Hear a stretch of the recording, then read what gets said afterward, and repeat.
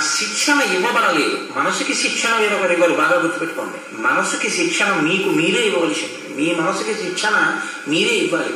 మీ మనసుకి శిక్షణ ఇంకొకరు ఇవ్వడం అన్నది ఎట్టి పరిస్థితుల్లో సాధ్యం కాదు గురువుకైనా.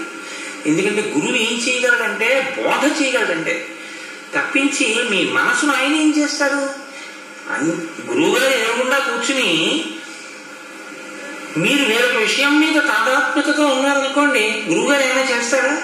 ఆయన ఏమైనా చేయగలరా? మీ మనస్సును ఆయన తేలేడు. మీ మనస్సుని అక్కడ పెట్టడం మీదే పూచి అంతే. అందుకే రామకృష్ణ పరమహంస చాలా పెద్ద మాట ఒకటి అంటారు.